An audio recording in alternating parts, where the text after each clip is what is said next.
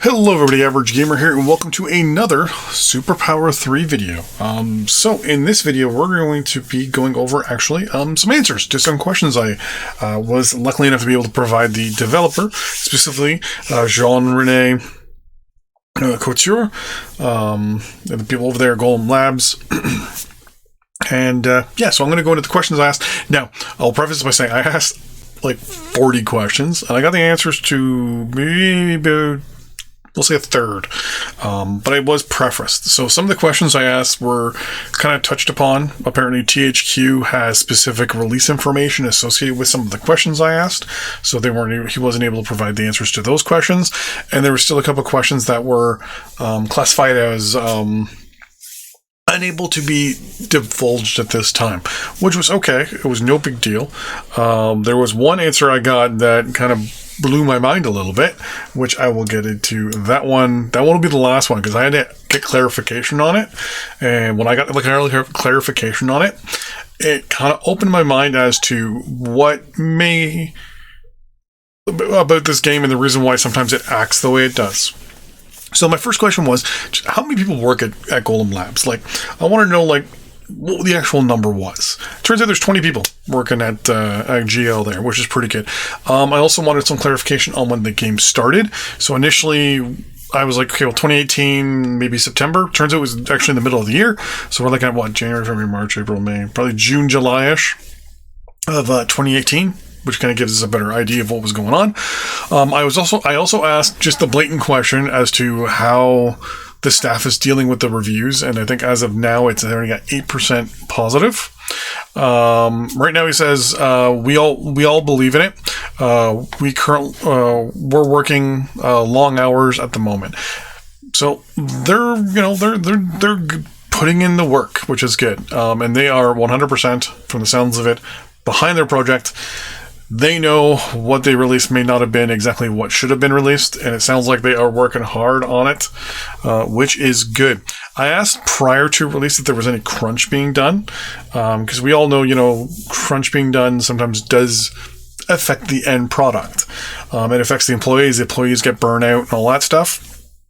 And according to JR there, a little bit, we don't believe we do good work at 16 hours a day for long times. So I think probably in maybe the weeks leading up, like maybe within a couple of weeks of it, it sounds like they may have worked a little overboard a little bit, which could also be the reason why there are some bugs the way they are. They could have just missed them, which could make sense. I asked specifically what the update plan was. So as of right now, they said right now the plan is weekly. We'll adjust based on community reactions. So basically, if they're doing weekly and everyone's all happy and excited about it, I think they're going to keep to the weekly schedule. I think if it's like, hey, also the community is really responsive and giving probably tons of bugs and issues and things they want changed or fixed or tweaked, they'll probably maybe be like, hey, so this month, instead of us releasing 4 patches, we're going to do two weekly patches, and they're going to be massive patches. So I can see something along those lines. I asked specifically if there were any features in the game that were removed that they would like back in, and the exact response was yes, of course. Yes, of course, plenty. I can't go into too much detail publicly, but we get to do what we would like to do. I expand expected changes, so you can expect changes in spying, plans, elections, treaties, and use of your leader. So there's use of leader, elections, and spying and plans. So keep this in mind. Plans and spying, expect changes. And I'll get into those changes. Notice how I said the word plans. We'll get to that, because that one blew my mind. I asked about charts and ways to track like an actual like bar graph, kind of like how we have a bar graph here. And we have a couple bar graphs here. I was looking at overall bar graphs for monitoring our goods and services and whatever. And I was told on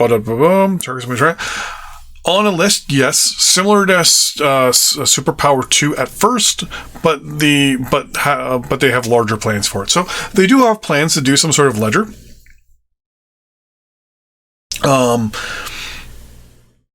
But they've got good. Apparently, they have large plans for those. I asked anything about redoing the UI or anything like that, like rescalability and that. They said right now nothing is planned, but they'll be available as a free mod, specifically Superpower 2, he put in brackets.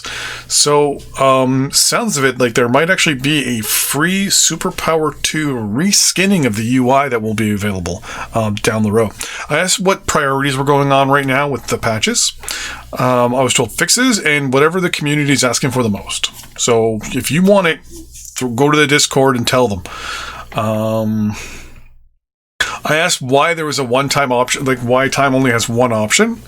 It said mainly because of server consistency and performance issues. We've put it on a list of the option to go at least to 2 times normal speed.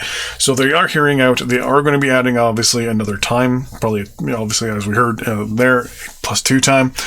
From the sounds of it, it might be due to this thing back here not being able to catch up to maybe the speeds possibly. It could be an issue with that maybe. But if they can go to 2 time, they probably go higher. It also could be the way the engine's done, that it's not a true fast forward when you fast forward. There's a lot of games that when you actually fast forward, it's actually a physics warp. It's not actually a time change. So you're not increasing the time, you're increasing the physics in certain things, which makes things speed up.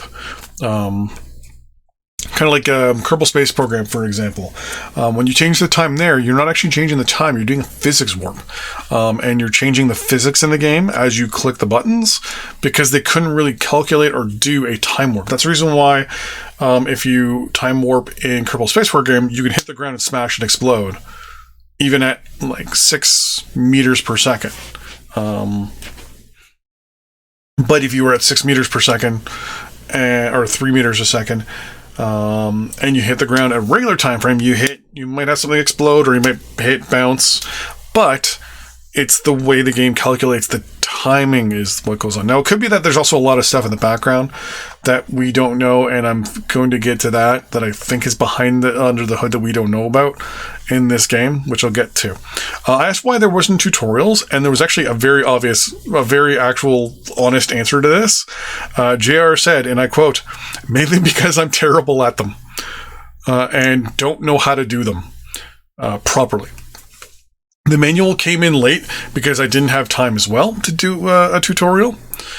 We have on our list to do a little bit of a simple tutorial, such thing as point here, this is that, types of pop-ups. So initially when you open it up, you'll get a little thing saying, hey, this is your whatever, this is your, your demographics, this is your economics, etc., etc., etc.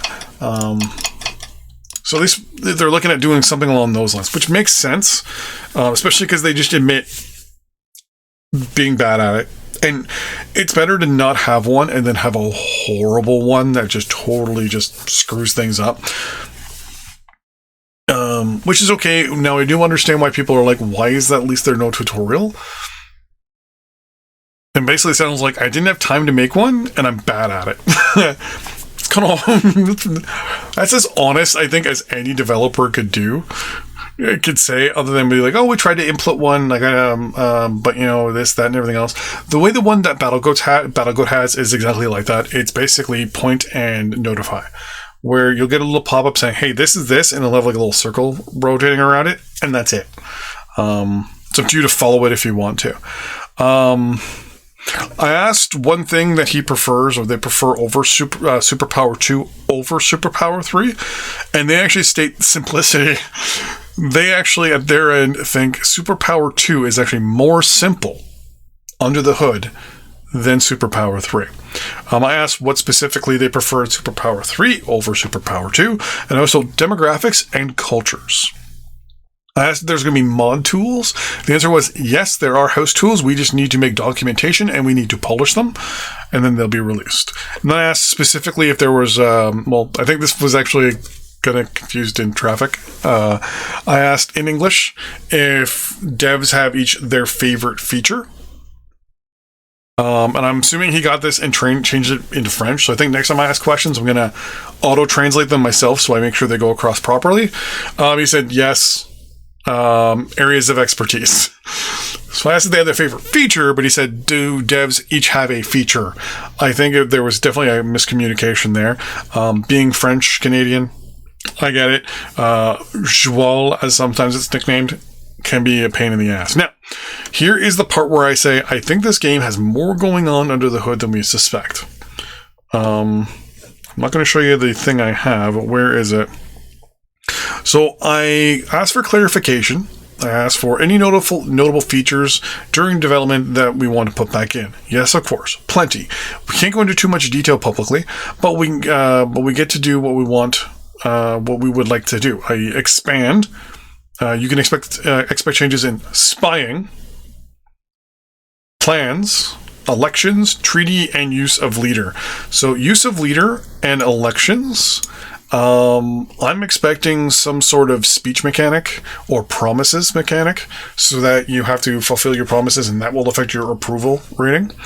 I asked clarification on the plans section and I got this response. This is what blew my mind. So this was actually in the game. We just can't do it as of the moment. The ability to connect actions together with objectives and conditions into complex plans. For instance, invading Europe would involve a slew of political, secret service, military, economic actions. We could could then divide these plans up between allies and each would execute parts of it. The opponent's secret service could spy on these plans, intercept, or send fake plans, etc. The underlying code supports it, but the game was complex enough and we didn't do a UI to support it. But everything underneath behaves like that. So there is this complex, ridiculous system underneath all this simple UI that obviously was there to be done, but wasn't in the end. The UI wasn't done up for it. That tells me right there that this game probably does have way more going under the hood than we think, but they may have had to remove a UI option here, a UI option there to get the game out the door, so it wasn't full of options that were maybe not quite fleshed out yet or broken. And I think we are going to be massively surprised over the next while if I'm right. So yeah, there is that. That is, in my opinion, ridiculous. If that is 100% correct, I honestly do not. I don't know what to do. Like, if that is something that's actually an option, just think about it. You could sit there as the United States and draft up this whole thing about supporting, say, Ukraine against the Russians. You can have plans done up with, say, the Baltic states. Like, it is ridiculous that what that opens up, but it also tells us, hey, there is this underlying system that you might be interested in. And that right there alone tells me this game probably has way more potential than I thought. Now, I'm not going to hold my breath. I understand that, things get developed and things get said. I did play No Man's Sky and bought that. That being said, this puts a smile on my face. I am excited to see where this goes and excited to see just what happens. But there is a little heads up. A little mini Q&A, so to speak. I had some Q's, got some A's. If you have any questions that you want answered, I'll see what I can do about answering them myself or possibly firing them out into the ether and seeing if I get a response back. But yeah, if you have any questions about the game, and please don't be rude. Like, if you have a question and you want a proper question with a proper answer, put it in the comments down below. If you're snarky or whatever, I'm just going to ignore you. Because I have more important things to do, like go get some Girl Guide cookies and go eat them. Because I like Girl Guide cookies, and I don't like snarky comments. Anyways, thanks for watching. See you next time. Bye-bye.